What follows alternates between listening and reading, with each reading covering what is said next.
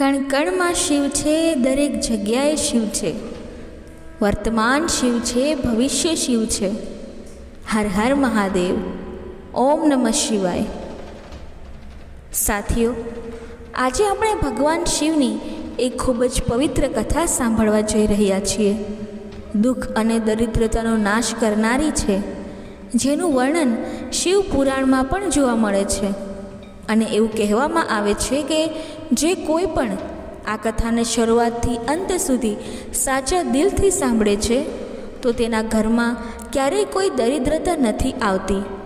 આ સાંભળ્યા પછી રોગીને તેના બધા રોગોથી મુક્તિ મળે છે. માટે આપ સૌએ આ કથાને શરૂઆતથી અંત સુધી સાંભળવી જોઈએ. અને જો કોઈ વ્યક્તિ ભગવાન શિવની આ પરોપકારી કથા સાંભળે છે તો તેમની ભક્તિ ભગવાન શિવ પ્રત્યે 100 ગણી વધી જાય છે. જો તમે ભગવાન શિવના ભક્ત છો તો તમારે ભગવાન શિવનો અનાદર ન કરવો જોઈએ. આ પવિત્ર કથા શરૂ કરતાં પહેલાં જો તમે બધાએ હજુ સુધી વિડીયોને લાઈક કર્યો ન હોય તો વિડીયો લાઈક કરો અને કમેન્ટ બોક્સમાં હર હર મહાદેવ જરૂર લખો.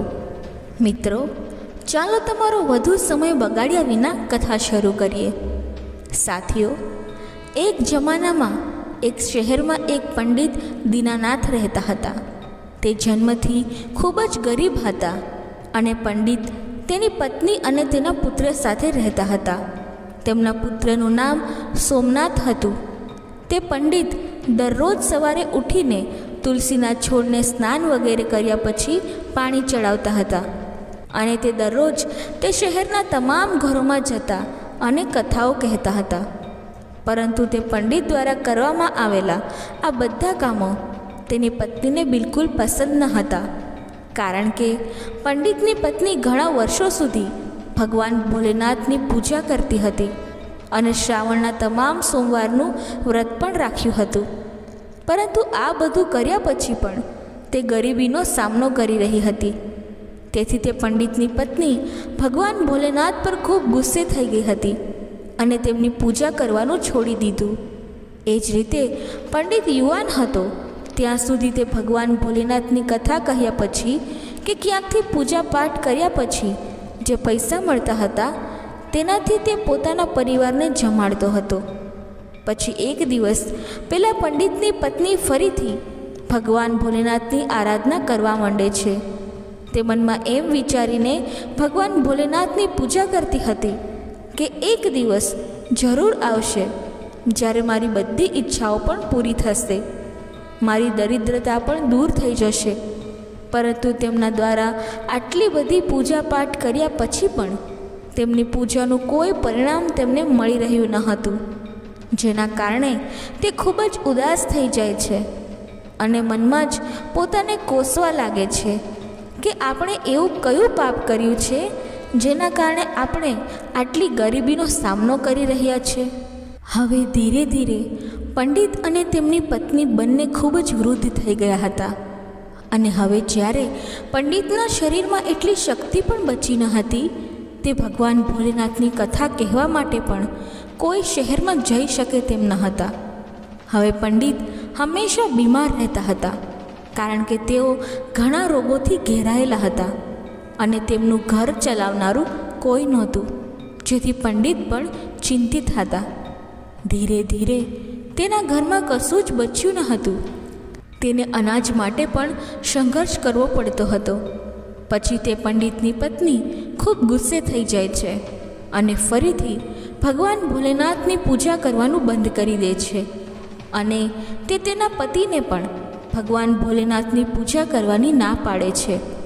પરંતુ તે પંડિત ભગવાન ભોલેનાથની પૂજા કરવાનું બંધ કરતા નથી. પછી એક દિવસ તે ગુસ્સે થઈ ગઈ અને તેના પતિને કહ્યું, હે નાથ, આપણે બંને ક્યાં સુધી ભગવાન ભોલેનાથની પૂજા કરતા રહીશું? કારણ કે આપણે બંને ભગવાન શિવ શંભુની પૂજા કરીને ખૂબ વૃદ્ધ થઈ ગયા છીએ. તેમ છતાં આપણને આટલી બધી પૂજા કરવાનું કોઈ ફળ મળ્યું નથી. આપણી ગરીબી તો દૂર જ થઈ નથી, પણ ઉલટું આપણે પહેલાં કરતાં પણ વધુ ગરીબ થઈ ગયા છીએ.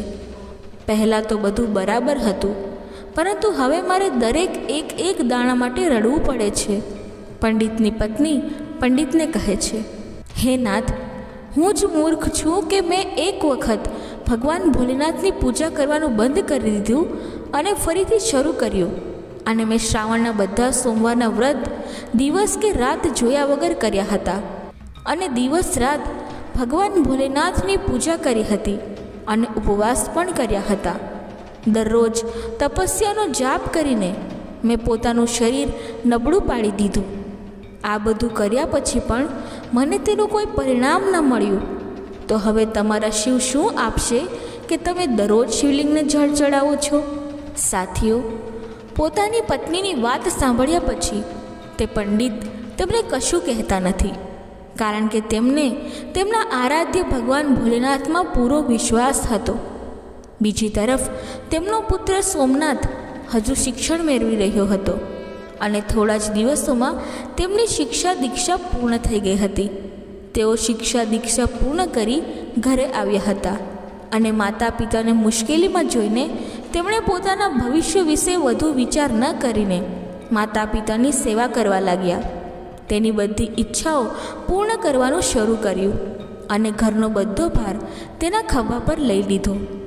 પોતાના પિતાની જેમ તેમણે પણ શહેરમાં જવાનું શરૂ કર્યું અને ભગવાન ભોલેનાથની કથાઓ સંભળાવવાનું શરૂ કર્યું. અને કથા સંભળાવવાથી મળેલી દક્ષિણાથી તેમના પરિવારનો ઉછેર કરવાનું શરૂ કર્યું. આમ ઘણા વર્ષો વીતી જાય છે, પરંતુ એક દિવસની વાત છે.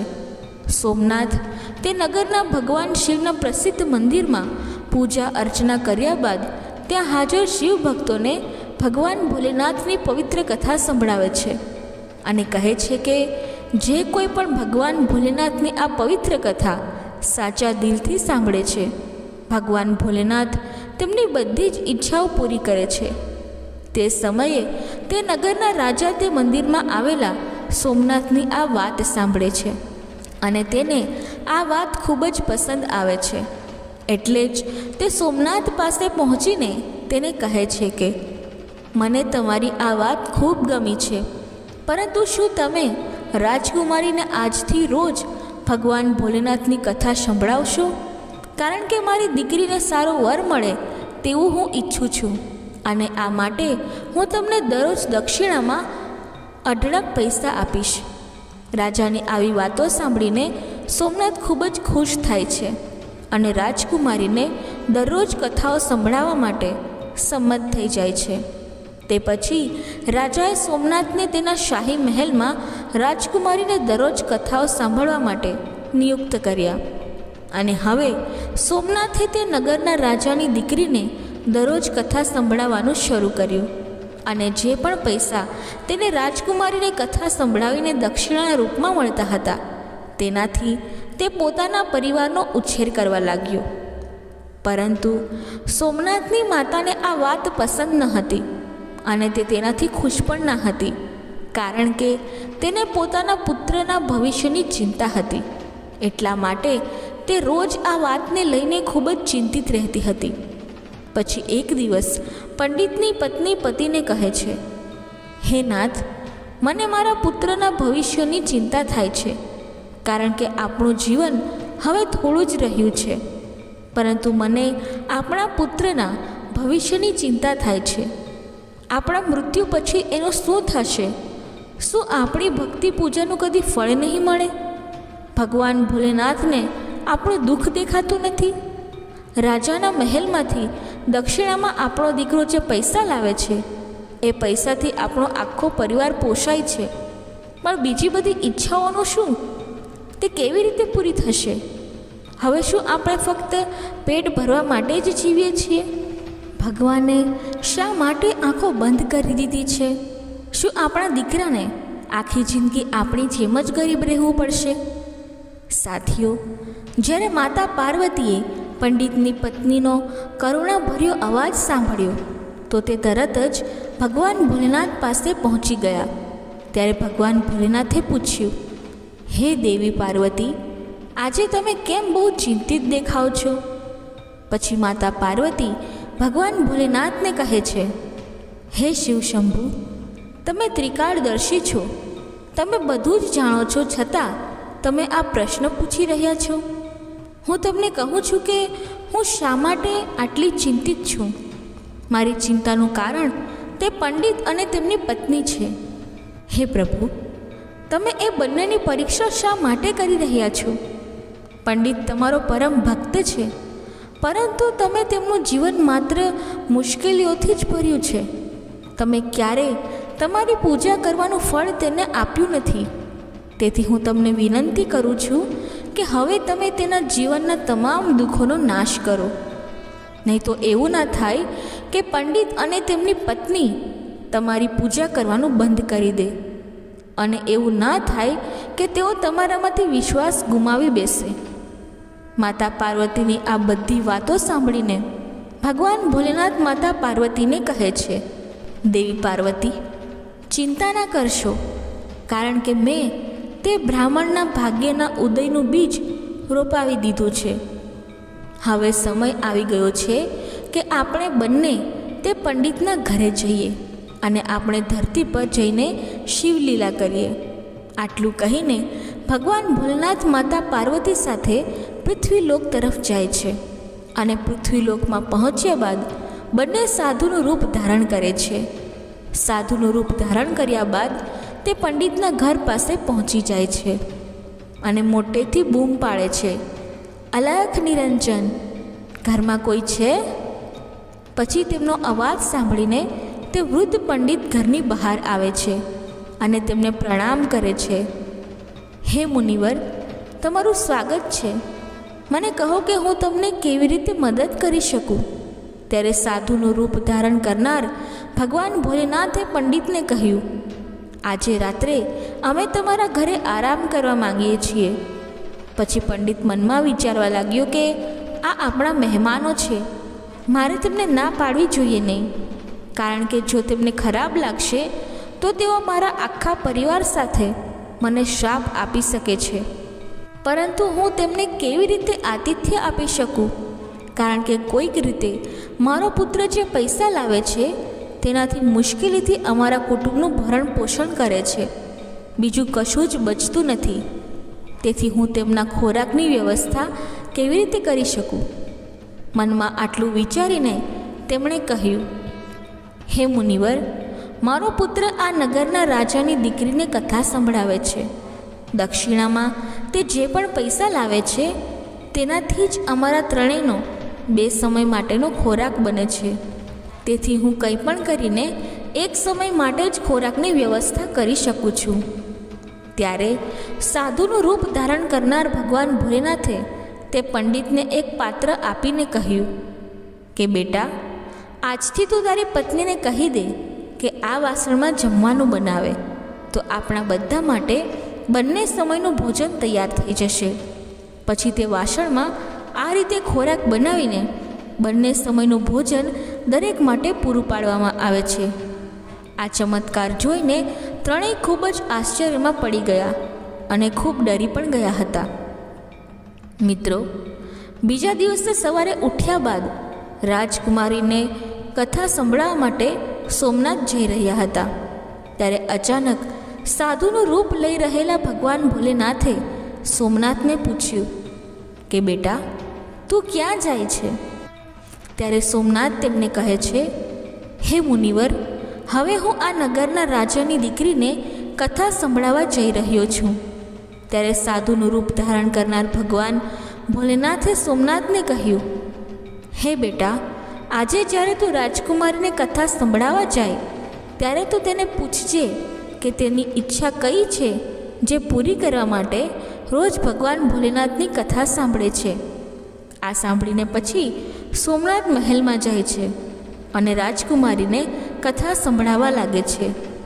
રાજકુમારીને કથા સંભળાવ્યા બાદ સોમનાથ રાજકુમારીને એ જ સવાલ પૂછે છે કે તમે તમારી કઈ ઈચ્છાઓની પૂર્તિ માટે દરરોજ કથા સાંભળો છો? ત્યારે રાજકુમારી સોમનાથને કહે છે કે હું મારી એ ઈચ્છા પૂરી કરવા માટે દરરોજ ભગવાન ભોલેનાથની કથાઓ સાંભળું છું કે જેથી મને એક વરદાન મળે કે મને એવો પતિ મળે જેની વરયાત્રાની આખા શહેરમાં દરેક જણ ચર્ચા કરે, તેના માથા પર ચંદ્ર અને સૂર્ય હોય અને તેનું નસીબ એટલું સારું હોય કે તેના ઘરમાં કોઈ વસ્તુની કમી ન રહે. તે એવી વરયાત્રા લાવે જે અત્યાર સુધી કોઈએ જોઈ ના હોય. રાજકુમારીની આ વાતો સાંભળીને સોમનાથ ઘરે પરત ફરે છે અને ઘરે પહોંચ્યા બાદ તે સાધુ બનેલા ભગવાન ભોલેનાથને બધી વાતો જણાવે છે. ત્યારે ભગવાન ભોલેનાથ સોમનાથને કહે છે, હે બેટા, હવે બીજા દિવસે તું રાજકુમારીને કથા સંભળાવવા જાય ત્યારે ફરી એ જ પ્રશ્ન પૂછશે. જો રાજકુમારી તમને ફરીથી આવતીકાલ જેવી વાતો કહે તો તમારે તેને કહેવાનું છે કે હું એકમાત્ર મૂર્તિઓ છું જેઓ તમને જોઈએ છીએ. આટલું કહ્યા પછી ત્યાંથી ભાગી આવજે. ત્યારે સોમનાથ ભગવાન ભોલેનાથને કહે છે, હે ઋષિ, હે મુનિવર, હું ગરીબ પંડિત છું અને તેઓ આ નગરના રાજાની દીકરી છે. અમારા લગ્ન કેવી રીતે થઈ શકે? અને મારું ઘર પણ રાજાએ આપેલી દક્ષિણા પર ચાલે છે. પરંતુ જ્યારે રાજાને ખબર પડશે કે હું તેની પુત્રી સાથે લગ્ન કરવા માગું છું ત્યારે તે મારા આખા પરિવાર સાથે મને પણ મોતની સજા આપશે. તેથી તમે મને માફ કરો, કારણ કે હું તે કરી શકતો નથી. સોમનાથની વાતો સાંભળીને ભગવાન ભોલેનાથે સોમનાથને કહ્યું, હે બેટા, તો ઠીક છે, અમે પણ તમારા આખા પરિવારને પોતાના શ્રાપથી ભસ્મ કરી દઈશું. એમ પણ સોમનાથ પહેલાંથી જ તેમના ચમત્કારથી ખૂબ જ ડરી ગયો હતો. તેમની પાસેથી આવી વાતો સાંભળીને તે વધુ ડરી ગયો અને તેણે મનમાં વિચાર્યું કે મને અને મારા પરિવારને રાજા પાછળથી ફાંસી આપશે તેના પહેલાં જ તેઓ આ ઋષિ મુનિઓના શ્રાપથી ભસ્મ થઈ જશે. મનમાં આટલું વિચારીને પછી તે એમ કરવા માની ગયો અને રાજકુમારીને ભગવાન ભોલેનાથની કથા સંભળાવવા માટે મહેલ તરફ પ્રયાણ કર્યું. રાજમહેલમાં પહોંચ્યા બાદ તેમણે રાજકુમારીને ભગવાન ભોલેનાથની કથા સંભળાવવાનું શરૂ કર્યું. જેના પછી તેમણે ફરી રાજકુમારીને પૂછ્યું કે તમે તમારી કઈ ઈચ્છાઓની પૂર્તિ માટે ભગવાન ભોલેનાથની કથા સાંભળો છો? પછી રાજકુમારીએ ફરી એ જ જવાબ આપ્યો જે તેણે પહેલા દિવસે આપ્યો હતો. તે પછી સોમનાથે રાજકુમારીને કહ્યું, હે રાજકુમારી, હું એ જ મૂર્તિઓ છું જેઓ તમે ઈચ્છો છો. આટલું કહીને સોમનાથ તરત જ મહેલમાંથી ભાગીને પોતાના ઘરે આવી ગયો. પરંતુ સોમનાથની આવી વાતો સાંભળીને રાજકુમારી ખૂબ જ ગુસ્સે થઈ ગઈ. પછી તેણે પોતાની એક દાસીને બોલાવી અને તેને બધું કહ્યું અને કહ્યું કે મારા પિતાને આ બધું કહે. રાજાને જ્યારે આ વાતની જાણ થઈ તો તે પણ સોમનાથ પર ખૂબ જ ગુસ્સે થઈ ગયા અને તેમણે રાજકુમારીને ખાતરી આપી કે તે પંડિતને આના માટે ચોક્કસપણે સજા કરવામાં આવશે. પછી રાજાએ ટૂંક સમયમાં જ તેમના મંત્રીઓને દરબારમાં બોલાવ્યા અને તેમની સલાહ લેવાનું શરૂ કર્યું. ત્યારે તેના મહામંત્રીએ રાજાને કહ્યું, હે રાજન, તેણે ગુનો તો ફાંસીએ લટકાવવા જેવો જ કર્યો છે, પરંતુ તે પંડિત છે. જેથી જો તમે તેને ફાંસીએ લટકાવી દેશો તો તમને એક બ્રહ્મ હત્યાનું ગંભીર પાપ લાગશે. તેથી આપણે તેને જુદી રીતે સજા કરવી જોઈએ, જેથી તમને બ્રહ્મ હત્યાનું ગંભીર પાપ ન લાગે. મિત્રો, પછી રાજાએ લાંબા સમય સુધી ચર્ચા કરી અને પોતાના કેટલાક સૈનિકોને બોલાવ્યા અને કહ્યું કે તે પંડિતના ઘરે જાઓ અને તેને કહેજો કે રાજા તારી સાથે પોતાની દીકરીના લગ્ન કરવા તૈયાર છે, પરંતુ તેમની કેટલીક શરતો છે. જો તમે તેને પૂર્ણ કરી શકશો નહીં તો તેઓ તમને અને તમારા આખા પરિવારને મૃત્યુની સજા આપશે. રાજા સાહેબની પહેલી શરત એ છે કે તમામ જાનૈયાઓને રહેવા માટે જાનૈયા ખંડ બનાવવામાં આવશે. બધા જાનૈયા ખંડ જાનૈયાથી ભરેલા હોવા જોઈએ. કોઈ પણ ખંડ ખાલી ન રહેવું જોઈએ. બીજી શરત એ છે કે લગ્ન પ્રસંગની મહેમાનગતિમાં તૈયાર કરેલું ભોજન બચવું ન જોઈએ. ત્રીજી શરત એ છે કે ત્યાં એક અદ્ભુત વર યાત્રા હોવી જોઈએ જેની પ્રશંસા આ શહેરના તમામ લોકો કરે. અને જો વરયાત્રાના આગમન પર અમારી કોઈ પણ શરત અધૂરી જણાશે તો વરયાત્રામાં આવેલા તમામ જાનૈયાઓને પણ ફાંસીની સજા ફટકારવામાં આવશે. રાજાની આજ્ઞા મળ્યા બાદ તે સૈનિકો સોમનાથના ઘરેથી રવાના થાય છે. બીજી તરફ સોમનાથ ઘરે પહોંચીને ભગવાન ભોલેનાથને આખી વાત કહે છે કે તમારી કહેલી વાતો કહેવા પર રાજકુમારી ખૂબ જ ગુસ્સે થઈ ગઈ હતી. હવે ફાંસીનો સંદેશ ટૂંક સમયમાં જ પહોંચવાનો છે. તે જ સમયે રાજાના તે સૈનિકો જોર જોરથી ટકોરા મારવા લાગે છે. દરવાજો ખખડાવાનો અવાજ સાંભળીને સોમનાથના પિતા દરવાજો ખોલે છે તો તે સૈનિકો તેના પિતાને કહે છે, શું તમારો જ પુત્ર રાજકુમારી સાથે લગ્ન કરવા માંગે છે? ત્યારે સોમનાથના પિતાએ હા કહેતા સૈનિકોએ કહ્યું, રાજાએ પણ તેમની પુત્રી સાથે તમારા પુત્રના લગ્ન કરવાની મંજૂરી આપી દીધી છે, પરંતુ રાજા સાહેબની કેટલીક શરતો છે જે પૂરી કરવી પડશે, નહીં તો તમારા આખા પરિવારને ફાંસીની સજા થશે. તે સૈનિકોની વાત સાંભળીને સોમનાથના પિતા ખૂબ ડરી જાય છે અને તેમને કહે છે, હે સૈનિકો, અમારે રાજાની કઈ શરતો પૂરી કરવી પડશે? આ પછી રાજાના સૈનિકો બધી શરતો કહે છે. રાજાના સૈનિકોની વાત સાંભળીને સોમનાથ અને તેના પિતા ખૂબ જ ડરી ગયા. તેમના હાથ પગ ધ્રુજવા લાગ્યા. પછી ભગવાન ભોલેનાથ બનેલા સાધુએ તેમને કહ્યું, તમે ડરશો નહીં, પરંતુ રાજાના સૈનિકોને તમારો જવાબ મોકલો કે તમે લગ્નની તૈયારી શરૂ કરો. અમે વરયાત્રાના દિવસે વરયાત્રા સાથે પહોંચીશું. પછી સોમનાથે તે સૈનિકોને પોતાનો જવાબ આપ્યો અને તે સૈનિકો મહેલમાં પહોંચીને રાજાને બધી વિગતો કહે છે. જ્યારે રાજાને સોમનાથ દ્વારા સકારાત્મક જવાબ મળે છે ત્યારે તે ખૂબ જ આશ્ચર્યચકિત થઈ જાય છે અને તે મનમાં વિચારવા લાગે છે કે તે બિચારા પંડિત કોના ભરોસે આવી દુર્લભ સ્થિતિ હોવા છતાં મારી પુત્રી સાથે લગ્ન કરવા તૈયાર છે? શું મારો કોઈ દુશ્મન તેને ટેકો આપી રહ્યો છે? તેના મનમાં આવા ઘણા વિચારો આવી રહ્યા હતા. તે પછી તેણે તે શહેરના ઘણા ઘરોને જાનૈયા ખંડની જેમ શણગાર્યા અને ઘણા તંબુઓની વ્યવસ્થા પણ કરી. રાજા આ બધું વિચારીને કરી રહ્યા હતા કે તે પંડિત આટલા બધા જાનૈયાઓ ક્યાંથી લાવી શકશે અને જ્યારે તે મારી શરત હારી જશે તો તે આખા પરિવાર સાથે તેને મૃત્યુદંડની સજા આપશે. અહીં સોમનાથ તે નગરમાં બધાને પોતાની શોભાયાત્રામાં આવવાનું કહે છે, પરંતુ કોઈ પણ આવવા તૈયાર ન હતું અને કહેતું હતું કે ના ભાઈ, મારે આટલું જલ્દી નથી મરવું.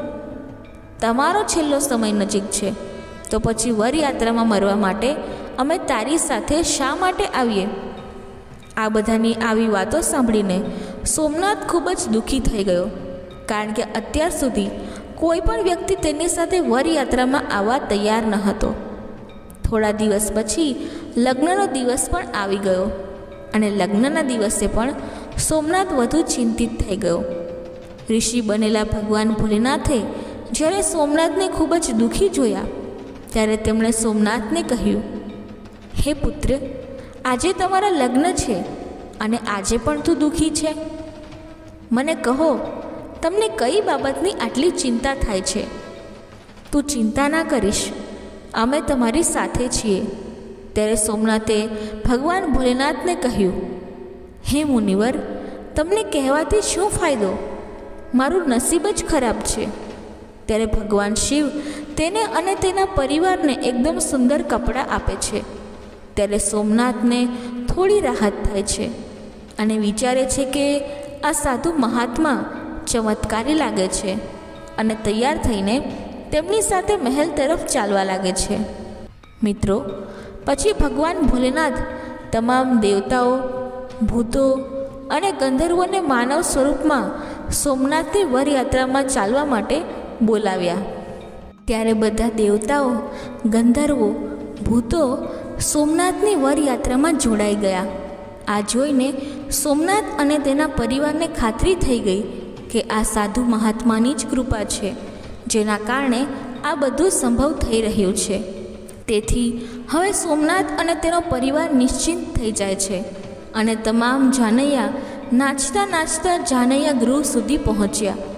જ્યારે સોમનાથની વરયાત્રા આવી ત્યારે એટલા બધા જાનૈયાઓ આવ્યા કે રાજાએ શણગારેલા બધા જ ખંડો, ઘરો અને બધા તંબુઓ પણ જાનૈયાઓથી ભરાઈ ગયા અને કેટલાક જાનૈયાઓને તંબુમાં પણ જગ્યા ના મળી. પછી જ્યારે રાજાને માહિતી મોકલવામાં આવી કે જાનૈયા ખંડો અને તંબુમાં રહેવા માટે કોઈ જગ્યા બાકી રહી નથી, એટલે રહેવા માટે વધુ વ્યવસ્થા કરવામાં આવે.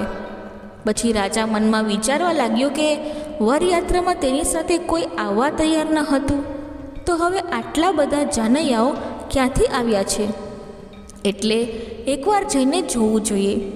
એમ વિચારીને રાજા તરત જ ત્યાં પહોંચી ગયા અને જ્યારે ભગવાન ભોલેનાથે રાજાને વરયાત્રા પાસે આવતા જોયા તો તેમણે શુક્ર અને શનિદેવને બાળકનું રૂપ ધારણ કરાવ્યું. અહીં પહેલાં રાજાએ જ્યારે બંને બાળકોને જોર જોરથી રડતા જોયા ત્યારે તેઓ ભગવાન ભોલેનાથ કે જે ઋષિના વેશમાં હતા તેમની પાસે પહોંચ્યા અને તેમને પૂછ્યું, હે મહાત્મા, આ બાળકો આટલું કેમ રડે છે? પછી ભગવાન ભોલેનાથે તે રાજાને જવાબ આપ્યો અને કહ્યું કે આ બંને બાળકો ખૂબ ભૂખ્યા છે, તેથી તેઓ રડી રહ્યા છે. પછી રાજાએ તે બંને બાળકોને જમવાની જગ્યાએ મોકલી દીધા. તેના થોડા સમય પછી જ રાજાના સૈનિકો તેમની પાસે આવ્યા અને તેમને કહ્યું કે હે રાજા, પેલા બે બાળકોએ બધું ખાવાનું પૂરું કરી નાખ્યું છે અને છતાં તે બંને મોટેથી બૂમો પાડી રહ્યા છે કે તેઓ હજુ ભૂખ્યા છે. પોતાના સૈનિકોની આવી વાતો સાંભળીને રાજા ખૂબ જ આશ્ચર્યચકિત થઈ જાય છે, કારણ કે હવે તેમનો તમામ અહંકાર તૂટી ગયો હતો. પછી તેઓ ભગવાન ભોલેનાથના ચરણોમાં પડી ગયા અને હાથ જોડીને તેમને કહેવા લાગ્યા, હે સાધુ મહારાજ, હવે મારી ઇજ્જત તમારા હાથમાં છે. પછી ભગવાન ભોલેનાથ પેલા રાજાને કહે છે, તમે ચિંતા ના કરો, બધું ઠીક થઈ જશે. તમે મહેલમાં જાઓ અને વરયાત્રાના સ્વાગતની તૈયારી શરૂ કરો.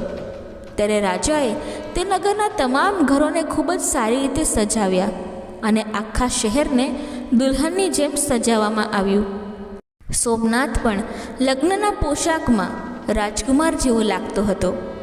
સોમનાથના શહેરાને ચાંદ સૂર્યથી સજાવવામાં આવ્યા હતા અને સોમનાથ એક સુંદર રથમાં બેસીને વરયાત્રા લઈને મહેલ તરફ જવા લાગ્યા. તે રથની સામે અનેક જાનૈયાઓ ઢોલ નગારાવાળા નૃત્ય કરી રહ્યા હતા અને ઘણા જાનૈયાઓ હાથમાં સિક્કા લઈને અહીં ત્યાં સિક્કા ફેંકી રહ્યા હતા. સોમનાથની વરયાત્રાનું આવું દ્રશ્ય જોઈને તે શહેરના કેટલાક લોકો કહેવા લાગ્યા કે આ પંડિતનું ભાગ્ય તો જુઓ, તેમના મસ્તકના ચહેરાને ચંદ્ર અને સૂર્યથી સજાવવામાં આવ્યા છે અને ધનને ચારે બાજુથી એવી રીતે ઉછાળવામાં આવી રહ્યા છે જાણે કોઈ અમીર રાજાની વરયાત્રા નીકળી રહી હોય. અને અમે અમારા જીવનમાં ક્યારેય આવી વરયાત્રા જોઈ નથી અને ભવિષ્યમાં આવી વરયાત્રા જોવા મળશે તેવું લાગતું નથી. આ પંડિત નસીબમાં ખૂબ ધનવાન છે. લોકોની આવી વાતો સાંભળીને માતા પાર્વતી ભગવાન ભોલેનાથને કહે છે, હે પ્રભુ, એ સાચું છે કે જે કોઈ વ્યક્તિ પર તમારી કૃપા પડે છે તેના માટે અન્ન અને સંપત્તિના તાળા ખુલી જાય છે. ત્યારે ભગવાન ભોલેનાથ કહે છે, હે દેવી, જે પણ ભક્તો મારી ભક્તિભાવથી પૂજા કરે છે તેમની પૂજાનું ફળ હું અવશ્ય આપું છું અને જ્યાં સુધી આ અને પૂર્વજન્મના પાપોનો નાશ ન થાય ત્યાં સુધી તેઓએ તેમના પાપ ભોગવવા પડે છે. ત્યારબાદ તેના પાપ કર્મ પૂરા થતાં જ તેમના સદગુણી કાર્યોના લીધે તેમના ભાગ્યના બંધ બારણા ખુલી જાય છે.